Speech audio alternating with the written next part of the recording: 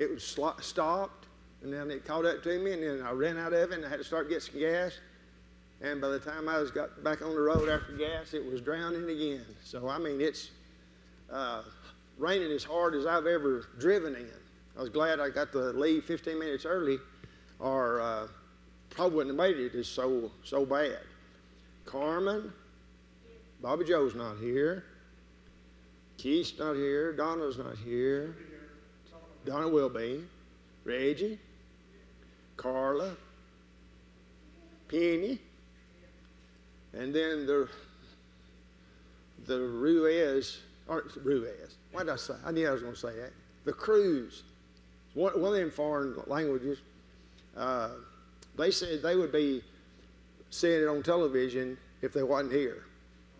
Yeah. It's not streaming. Too much rain, huh? Run up on the building real quick and put a towel on it there, Peter. All right.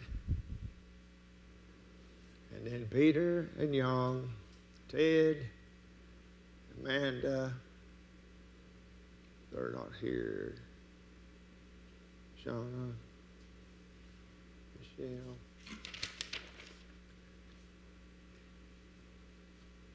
Margaret. Richard's swimming tonight, I guess. And Cindy's not here either. How is she? Still in line. Good deal, y'all. All right. We got to the top of a page of all things, page number 18, question number 12.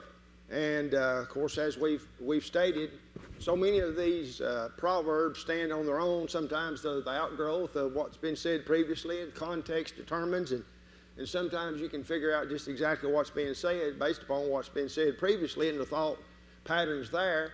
And just so happens that's the way it is with this one, is this particular verse as well, verse number 14. Why don't more people lay up knowledge? Why would you think that people do not actually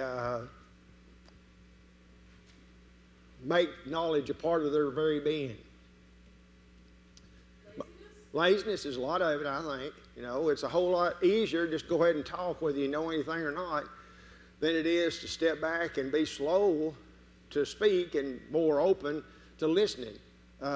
Sadly, many people want to tell you everything they know, and when they do tell you everything they know, then you realize they don't know very much at all.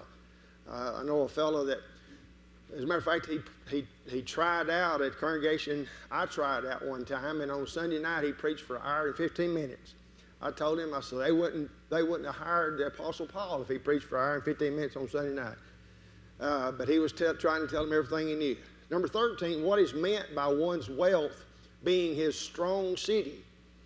Strong city lends itself towards the idea of strength, right? And so here's a person who has strength because of his wisdom, and that's going to be able to stand up for sure. And he's not placing all the emphasis on any things that he has the ability to do. He's dependent upon wisdom that dictates his life. Number 14, what is the difference between the labor of the righteous and the labor of the fruit of the wicked? Does it look the same, and does it maybe appear the same while it's being engaged? I mean, people's busy, but the end result is where the difference is obvious, because when a person is laboring for righteousness, then he's going to truly be successful, whereas the labor of the wicked is not going to end up in the right place. There's going to be all types of difficulties that's brought upon himself when that's his desire. Number 15, what's the significance of the phrase, the way of life? The way of life is clearly the direction of who? Or the direction of wisdom. The way of life is the direction of wisdom. Name some persons in the Bible who did not pay any attention to reproof. Of course, there's many. What? Saul, Pharaoh, Samuel's sons, Ahab, Israel. I mean, there's just, the Bible's filled with individuals who were given the opportunity to be rebuked and shown the error of the way, and they did not take to that reproof. And of course, that has not ceased being the case even till today. People don't want to be told they're wrong or they're misunderstanding something. They'd rather just go on. Number 17, how do we know that slander is of the devil? Well, Jesus said he was, in John chapter 8, he was a liar from the beginning. When he speaks a lie, he speaks of his own, because that's all he is. And so the person here is hiding hatred within his heart, but comes forth through his mouth in the form of slander. Are you crazy? Are you mad? No. As a matter of fact, the Greek word is diabolos. And of course, you see that word used in a number of different ways. Number 18, how is the tongue of the just person like choice silver? What's the distinction between just regular old silver and choice silver? All right, it's more pure. So when you have a person whose tongue is like choice silver, that means it's free from impurities, and thus it's more valuable. Okay? Once you get the bad out of it, then it actually possesses more value, even though it may be in a smaller form. Number 19, how can we feed people with words? All right, you're providing them with spiritual sustenance. That's what they need. They need the Word of God in order to grow. Wisdom will help them to be full. Blessed are those that hunger and thirst after bacon and eggs. No, it's righteousness. They're the ones that will be filled. Number 20, please explain how the blessing of the Lord makes a person rich. A person's rich just because he has a whole lot of stuff, or because he has the things that really matter, the blessings that God provides, including the happiness and satisfaction that goes along with it. Well, obviously, that's a wealth that many people are not willing to put forth the effort to enjoy, for sure. Number 21, what is a fool's attitude towards mischief? Well, the idea is they take pleasure in it. Now, some would look at this and say, well, this is talking about sports and activities that, it's just sort of like playing and everything. And so if you take that idea and you run with it as far as you can, then you're going to falsely draw the conclusion that godly people can't have any fun in life. Well, that's not so at all. This is proverbially stated here. Number 22, what is the fear of the wicked which will come upon him? He knows that there's what one day? There's a payday one of these days. There's going to be retribution upon him. It may be from his fellow man, but ultimately we know it'll be from God. And so that is why some people don't like to be reminded that life might come to a screeching halt very soon. That's why they don't go to funerals. And if they do go to funerals, they don't want anybody to say anything about, hey, you know what, you could die too, because they don't want to face that. Number 23, who is compared with vinegar to the teeth and smoke to the eye? Do what? A lazy person. A lazy person. Now, and when you think about those two examples there, when you get smoke in your eyes, that's painful. When you got vinegar to your teeth, has anybody ever tried any of that apple cider vinegar with the mother in it? Now, that's just about the most terrible thing you ever. Even if it would guarantee you'd live to be as old as Methuselah, it's hard to choke it down. Well, that's the picture. Here's something that's difficult to deal with, and that's the lazy person. And of course, if it's you that's the lazy person, then it ought to be hard for you to live with yourself, for sure. Number 24, what can shorten the lifespan of sinners? It's spoken in a general way here, but if a person does not fear the Lord, then that can, in fact, take away from his life. He will engage in activities that's contrary to God's will, which will shorten his life, physically speaking, for sure. And then look at it on the other end of it, the other side of it, in the last part of this verse, how does the fear of the Lord prolong days? Is it just in the sense that if we avoid the things that the Bible condemns, like drunkenness and adultery and all those things, is that the only way in which our days are prolonged? All right, we live in eternity with Him, and even in the sense that as we live here, and we have our ducks in a row, as it were, we have our priorities in order, then that means that our lives are going to be more meaningful. We're going to have a greater joy of just living because we live with purpose, and disappointments come our way, but we know that this is not all there is to it anyhow. And so truly the person who fears the Lord and properly reverence and respect Him and His Word is going to have a more meaningful, enjoyable existence than the one that doesn't. I feel sorry for people who are clueless and remain that way. They are miserable, and that's what happens when you refuse to acknowledge God in your existence. Number 26, what is the meaning by expectation of the wicked perishing? If there's no expectation, then that means there's no hope, right? And if a person is dependent upon what this world has to offer, then that ends as soon as you die, so there's no hope involved in that.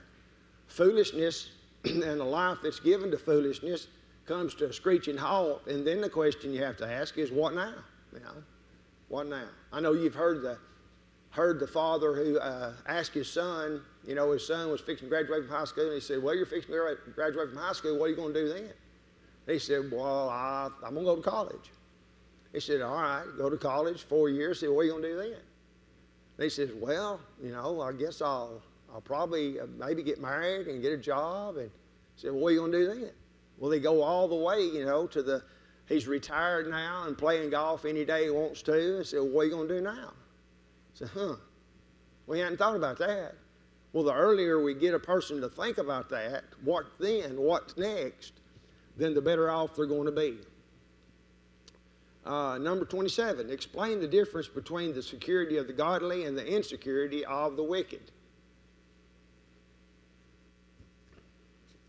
One is solid, steadfast, and the other one, of course, is easily uprooted. One is dependable, one you can depend on, one you can't, for sure. What are some other Bible passages that have much to say about the use and abuse of the tongue? All right, you know, the third chapter of the book of James speaks of it significantly, as well as many other passages do. When the tongue is used in the manner in which God desires for it to be, it's a blessing. If it's used in the other way, then it's a curse. And of course, that whole setting there is in the midst of the distinction between the wisdom of the world and the wisdom that is from above. And so you have people that can't talk without using bad language. They obviously are misusing the blessing that God has given them to use their tongue. Excuse me. Chapter 11. What's a false balance? Something that's weighted unfairly to one side. All right, so it's crooked scales. Crooked scales. Deceitfully constructed so as to deceive people into paying what they think is a gallon. It's not really a gallon. It's 2 ounces less. Or, I mean, there's all different types of ways for people to take advantage of that, and believe you me, they do. So a false balance or dishonesty in commerce is an abomination to God. You know, whereas when people actually give you 12 eggs for a dozen, that's a delight. That's honesty. That's fair. You know, I've oftentimes said, I am convinced that God is always on the side of justice, fairness. And I've even gone so far as to say I do believe that a umpire that calls strikes differently for one team or another is an anathema to God, because that simply displays a favoritism based upon persons instead of on the integrity that should be extended to all people that way, especially if I'm the one that does the striking out.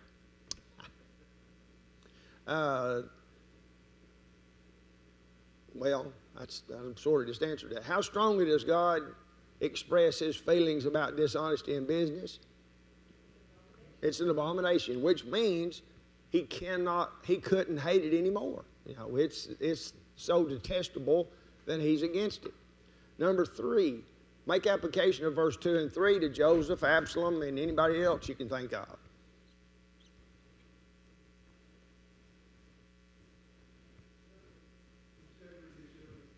Integrity is it. I mean, that's everything. Did Joseph have any problem with a lack of integrity? Absolutely not. And of course, Absalom was a fellow that obviously his daddy did not correct him near enough when he was a child, and all the harm that was brought because of his perverseness, and that type of perverseness will destroy an individual for sure. Number 4, what is more powerful, righteousness or wickedness or riches? Righteousness obviously is. All the money in the world cannot buy off God because of the sins we've committed. You simply cannot barter with God on remission of sins. You're a recipient of God's wrath, and you can't say, well, I've got all this money I'll provide. That don't work. Number 5, what's the difference between the death of a wicked man and the death of a just man? Again, it's tied to that little 4-letter word, hope. There is no hope for the wicked. There is hope, desire with expectation for the righteous. Number 6, how can one's mouth destroy his neighbor? Slander, making a false accusation, like those that said that Naboth was a sorry infidel, and they needed to, which was of course ludicrous, but it destroys them. And of course that's one of the reasons why you find the injunction throughout the scriptures: examine what's going on and make a statement as to what you think about it after you've examined the evidence, not beforehand. How many lives have been destroyed by a false accusation? Well, it wasn't correct. Well, the accusation was bad enough to take him down anyhow, and that happens even more and more, it seems, in our day, especially if you're on one side. Number 7, which of the 2 citizens mentioned in verse 11 is more valuable to the city, the upright or the wicked? Well, obviously, the wicked is. The righteous is. And of course, can you think of an example in the Old Testament in which 10 righteous souls could have saved a city? Absolutely. If there was 10 righteous souls in Sodom, then it would not have been destroyed, would it? So, and sometimes you think about that, and you think about the United States of America, and you start talking about percentages. How big of a percentage was 10 out of the population of Sodom and Gomorrah? I don't know. Very small, very small. But if it had been 10, then he wouldn't have destroyed it. But it wasn't found. Number 8, what 2 ways is wisdom shown in the neighborhood? 2 different qualities. How about friendliness? And how about working towards peace? When you have those 2 qualities in an individual in a neighborhood, then that is a display, in my estimation, of wisdom for sure. Number 9, what's a characteristic of a tale bearer? What does he do or she do? She bears tales, okay? And so here are secrets that are being told. And so many times they're not fully true. They're simply half-truths, which sounds a little bit more inviting than the whole truth would. And so they get repeated and thrown around. You've heard the example. The woman says, I'm only going to tell you one time because I promise not to repeat it. Well, that's... Number 10, what is the importance of seeking counsel from others? All right. I mean, here you need to run these things by a multiplicity of people, and the more honest and intelligent people that you run it by, the more likely you are to find the correct answer to the situation. You don't want to follow advice from just one person, generally speaking, because they may be the one that originated the error to begin with. And so you need to have a multitude of counselors. And that's where you're in a safe position then, because you got all these people that you can vouch for the integrity of what you believe in. Number 11, what's meant by surety for another? All right, and what's a word that we use today? Do what? Guarantee, okay? Or co-sign, yeah, that's the idea. When you co-sign for somebody or you make yourself responsible for another person, you got to be careful when you do that, because certainly evil can fall upon you if you're not wise in doing that. Number 12, what is contrasted in verse 16? Here we're not talking about men, we're talking about what? Talking about women of all things. And so a gracious woman is the woman that wins. She keeps her honor, while the cruel and maybe looked upon as strong woman is more concerned with just riches, which is contrast so many times. Number 13, how does a merciful man do good to his own soul? There's an old principle, if you want to receive any mercy, what do you got to do? You got to show mercy. So it improves your situation in life.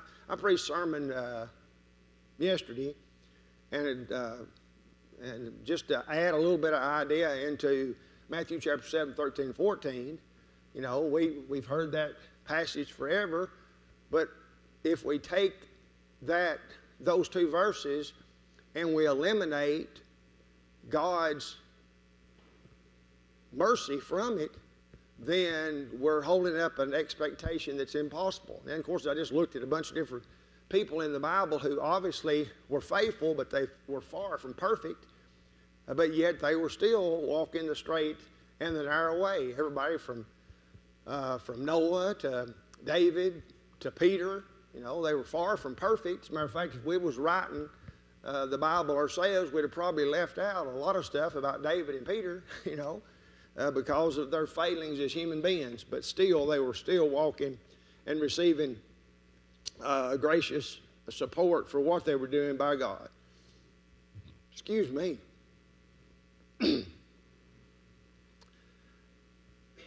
Number 14, in what sense is the work of the wicked deceitful? Usually cheating people. All right. Like the uneven scale. All right. And that's the taking advantage. It's not going to last because of its instability. Have you ever heard of something that's too good to be true? And it is. It's not true. It just sounds that way. Number 15, what group of perverse people in Jesus' day were especially abominable in this same way? One group, a sect of the Pharisees. I'd put them in that position. And of course, they're mentioned in comparing verse 20 here. They are the froward, crooked-hearted, proud hypocrites is what they are.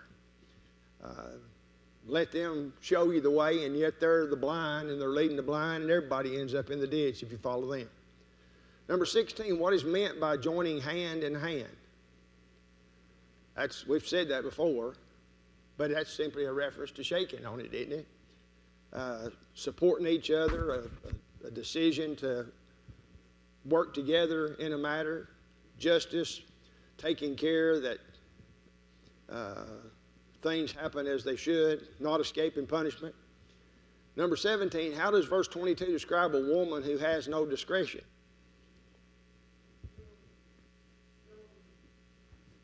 That's a picture and a half, isn't it? A gold ring and the nose of a pig.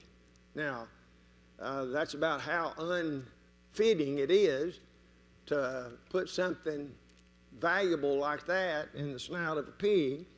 And yet that's exactly the way the wise man describes a woman who has no discretion.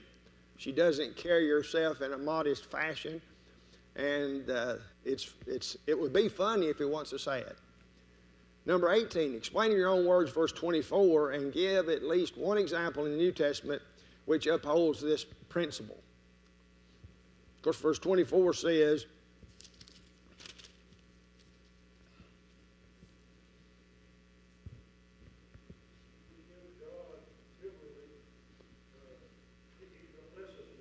all right.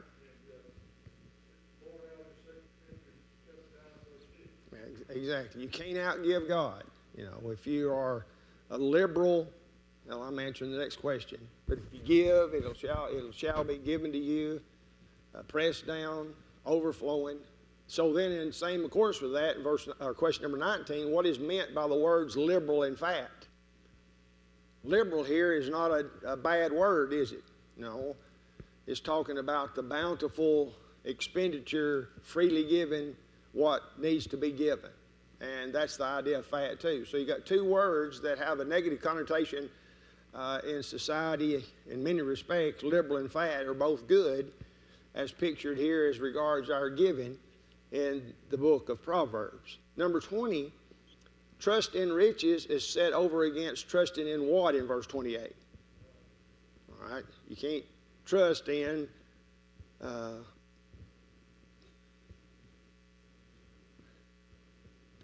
if you trust in riches, you're going to. So remember, did I include there Psalm 1:3 along with that? Yes. Okay. And of course there the picture is the tree planted by the rivers of water brings forth fruit in the season, flourishes. That's exactly the way the person that trusts in God does so more so than a person that trusts in stuff. Number 21, how does one trouble his own house?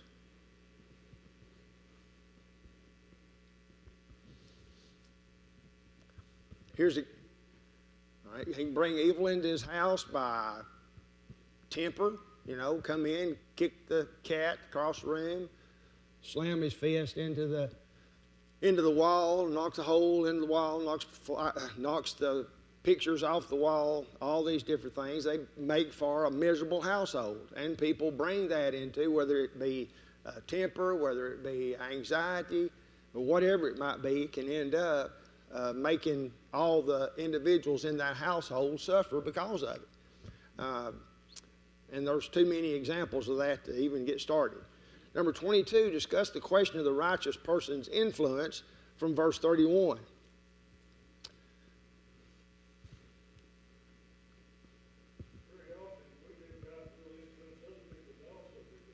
Exactly.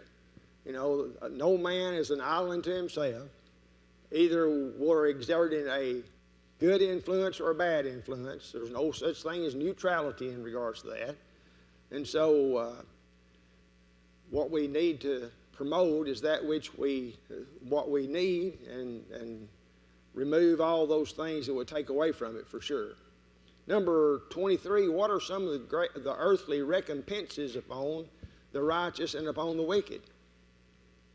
Two different things are contrasted here. Peace and wrath, right? And so peace is what he really needs, and wrath is what he deserves. Sometimes you'll hear a person say, all I want is what I deserve. No, you don't. You don't either. You don't want what you deserve. You want mercy. You don't want to be disappointed. You want to be happy. You don't want to be a person who's distrusting. You want to be a person that can be depended upon. So that is a distinction between worldly minded and spiritually minded for sure. All right, chapter 12. Question number 1. What is necessary in order for a person to learn? There has to be discipline. And there has to be the work of the teacher that is recognized as being something that needs to be taken advantage of. Whosoever loveth instruction loveth knowledge, but he that hateth reproof is brutish. There has to be effort on the part of an individual to want to learn. You cannot teach somebody anything if they are not willing to be taught. It's impossible. And that's why when you hold teachers accountable for the success of their students without taking into consideration the students themselves is pretty silly, if you ask me. Number two, one's first goal in life should be to what? Should be to learn and obtain God's favor, without a doubt. And here's one of those examples where if the Bible says here's something that God requires of us to do, then rest assured it's something we can do. We can, in fact, obtain God's favor. We would not be held out as a responsibility to obtain God's favor if it was impossible for us to obtain it. Therefore, we need to get busy obtaining that favor by learning God's will and doing it. Number three, name some people in the Bible who were not established because they were wicked. Of course, that's 3,000 different names, I guess. Who'd be the first one that was really wicked? Who? Cain. Cain has to be looked upon as the first wicked person. He was jealous. He was envious. He was worshipped according to the way he wanted to worship instead of the way that was demonstrated before him by Abel as to worship. We know that God instructed him how to worship because by faith Abel offered unto God a more sacrifice than Cain. And then instead of doing the right thing, because God in essence said right after that, he said, what's wrong? What's wrong, Cain? What's your countenance falling for? What are you so mad for? And then he said, you've got an opportunity here to nip it in the bud and do better. But Cain didn't nip it in the bud. Of course, that's paraphrasing, of course. But he continued on. He ended up killing his brother because of it. Number four, how can a wife affect her husband and his situation in life? She can either boost him up or she can bring him down. Exactly. And she can provide negative aspects of their marriage and thus their home, or she can make positive contributions to that home. And then you see a phrase like rottenness in the bones, you know. When a woman is not virtuous, then that doesn't really surprise you that such terminology would be used to describe such a situation as that. Number five, what is the theme of verses 5 and 6? It has to do with our what? Our thoughts. Thoughts. And our thoughts, of course, are what end up resulting in our words and our actions. And it all starts with the old noggin, the old heart, the mind. Number 6, think of some who were respected for their wisdom in the Scripture. Verses 8 and 9 giving that jump off. Of course, the Lord was. Job was, wasn't he? Moses, Joseph. You know, all of these are individuals who by the things they did and by the things they refused to do demonstrated an intellect willing to abide by wisdom's principles, for sure. Number 7, what about a person's righteousness in the way he treats his animals? Does the Bible actually say something about how a man treats his animals? Sure he does. And the responsibility is to do what with animals? Starve them to death. No, that's not it. No. From a common sense standpoint, if you're depending on an animal to get you to town or to plow your garden or whatever, then you treat it good, and then it will in turn do the best it can as far as working for you. So that just makes sense. You treat your animals good. If they're in the ditch, and if it even happens to be the Sabbath day, you get that ox out of the ditch, you know. Number 8. And all those passages, of course, reinforce that.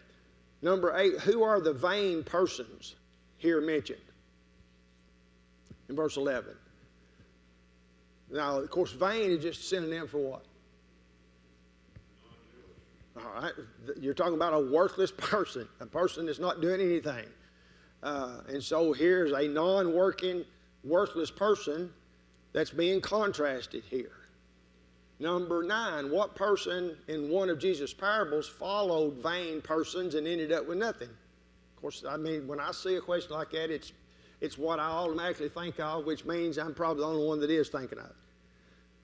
You remember in the parable of the prodigal son, you know? Well, who did the prodigal son pay attention to? Well, it was the vain fellas the worthless guys of his day that saw he had money, and these fair-weather friends, as soon as the money's gone, so are they, and you find yourself in a pig pen trying to eat husk off of what the pigs are eating. And of course, you may have other examples too, other than that one. Number 10, how do wicked people try to obtain things? Easy, and most of the time in a wicked way. That's why they're classified as being wicked.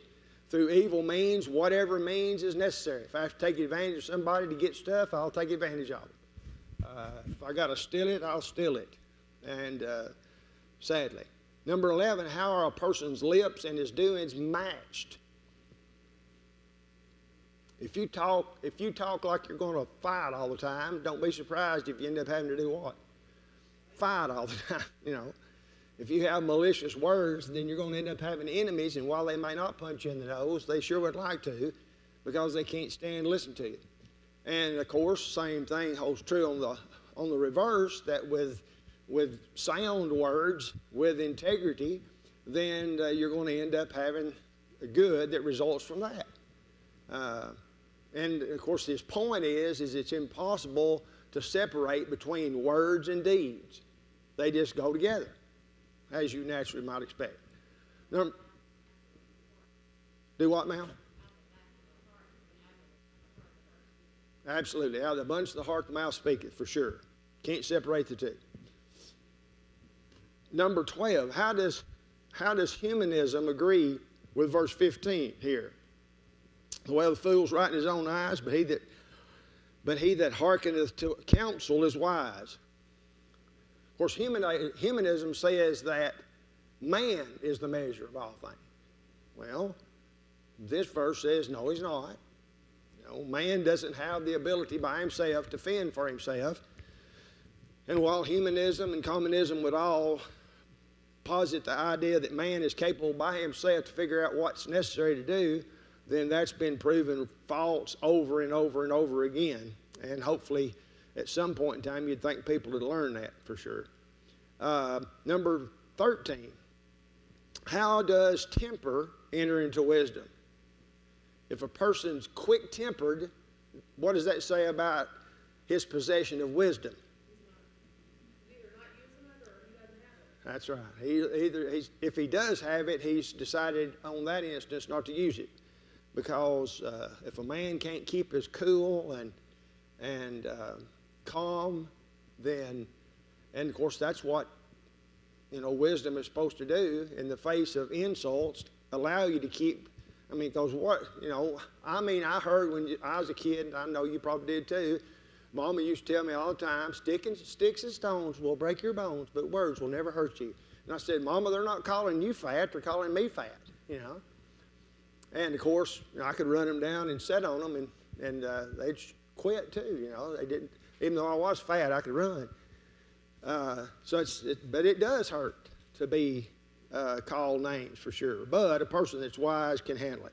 Number 14, identify the characteristics of a false tongue and a true tongue, as contrasted here in verses 17 through 19.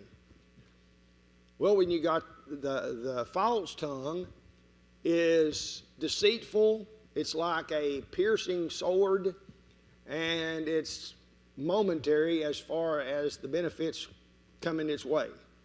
Whereas the true tongue is righteousness, health, and it is forever established. So from a practical standpoint, which one should be preferred? Well, obviously, the true tongue should. Number 15, deceit is the tool of who or whom? The evil man, and of course, ultimately, of Satan himself. Number 16, in what sense is evil used in verse 21?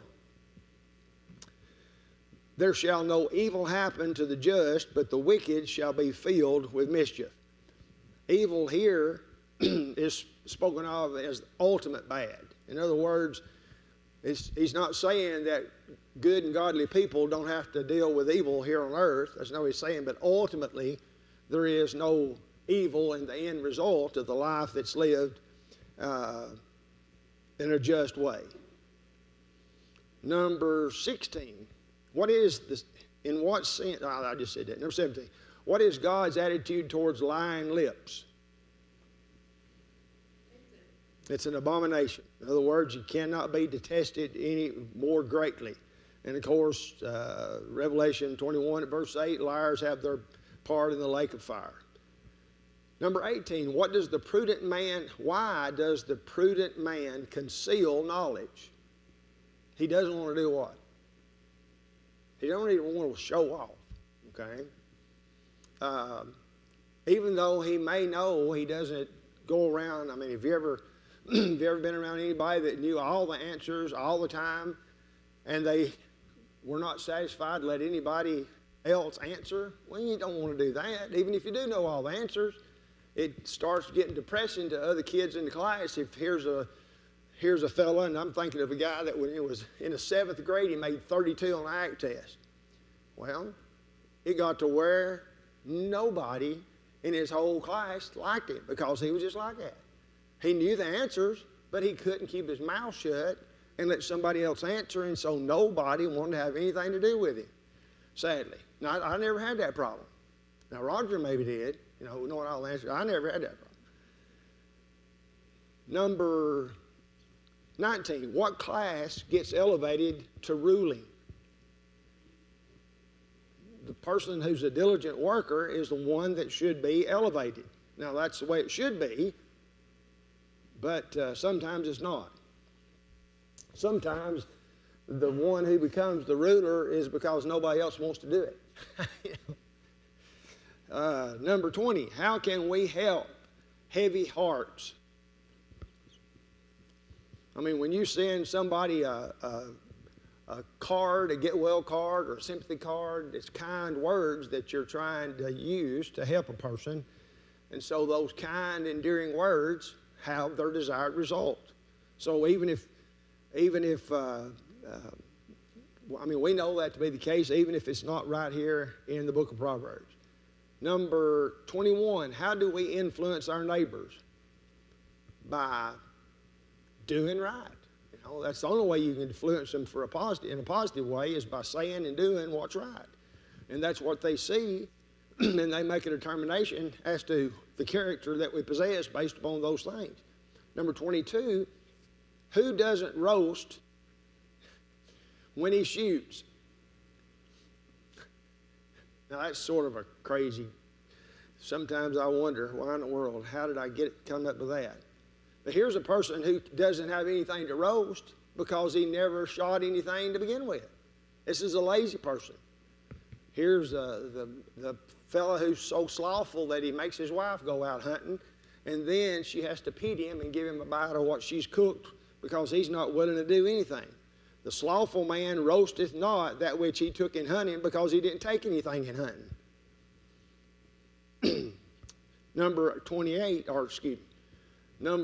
23, righteousness is connected with what in verse 28? The way of the righteous is life, which would appear then that the opposite is death. Has to be the case.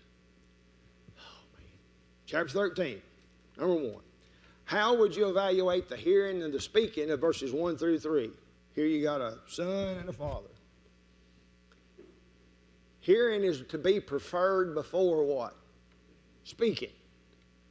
Instruction, but at the same time, realizing it from a proverbial standpoint here, that's not always the case because it's impossible to rebuke somebody without words, obviously. And it's impossible to instruct somebody without words. So understanding that in the context in which Solomon is using those words here. Number 2, what does the word sluggard suggest? Lazy person, and as it relates to this instruction that's supposed to be going on, he's the person that's unwilling habitually to know the truth. He has no desire. He does not strive to attain that which is available, and sadly that describes too many people. Number 3, what's the difference between a righteous man and the wicked man in verses 5 and 6?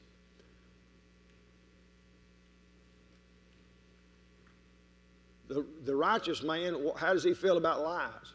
He hates lies, while the wicked man lies constantly. So a clear contrast for sure. The righteous man helps people throughout his life, while the evil man destroys everything that he gets his hands on because of his wickedness. Number 4, what are 2 possible thoughts in verse 7? There is he that maketh himself rich, yet hath nothing. There is that which maketh himself poor, yet hath great riches. Now, there's 2 possibilities associated with that. What would you think one of them might be? Someone who's a pretender and someone who is. All right. Or you could say a person who's playing like and acting like they've got a lot when they're poor. And then you may have a miserly penny pincher on the other end, of course. Acting poor when you're really rich. And of course, there's a whole lot of applications that we can make in that. Number 6, putting on airs. You ever heard that phrase? Trying to act like you're something you're not. And that works both ways. Number 6, what do light and lamp in verse 9 stand for? Of course, light and lamp are that which shines light or illuminates for sure. So, prosperity or posterity illumination has to be involved here. What do they call that isn't that called a luminary? When you have a light that's an eternal light, supposedly, they call that a luminary. Number 7, why does pride bring contention?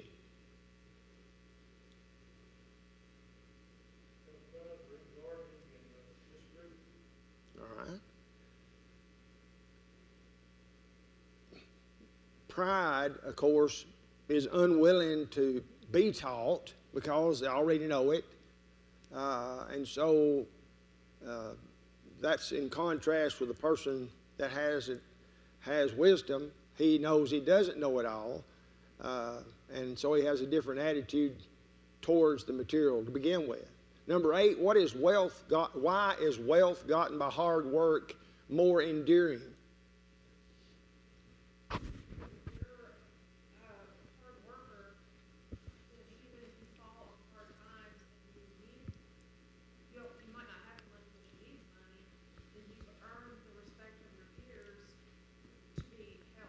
Exactly. When a person has actually had to labor to get something, they appreciate it more. Generally speaking, they take better care of it. I mean, one of the saddest situations I ever observed was in Moscow, where you got all these people living in government housing, and everything is run down because nobody owns anything. Then they didn't. It was all government buildings, and so it's all run down. Nobody took any pride in anything. It's all drab, and it was sad. And that's what happens when people are just given stuff. They don't appreciate it as much as those that actually have to work for it. Number 9, this will be the last one we can do. What does hope deferred bring? And when it's called deferred, what does that mean? If it's deferred, that means it's not taken or made use of right then. So the one example that I thought about in regards to that was as it related to Jacob and Rachel, I mean, he ended up getting her after he worked for 7 years, but all that hope, and then he was disappointed, and then all of a sudden I got her, but I got her sister too. Now, whether that was disappointing, it would have been for me for sure. The wife I wanted, and now I've got her plus her sister. I have a hard time being excited about that. Abraham, absolutely.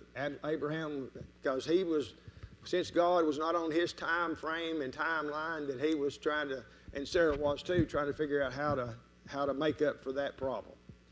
Well, Lord willing, we'll pick up there at question number 10 next week. I've got some some ideas in the works as to how to combine some of these questions and go in a little bit speedier fashion. Who knows? And Lord willing, Joel will be back next week. I mean, if my little sister-in-law ends up actually having COVID, then I don't even know what the protocol is. You know, I don't know. But I know that she was blowing on a harmonica with my grandson blowing on it too. Now that wouldn't have never happened when I was a kid. Two people didn't blow on the same harmonica, even when there wasn't no such thing as COVID. Thank you.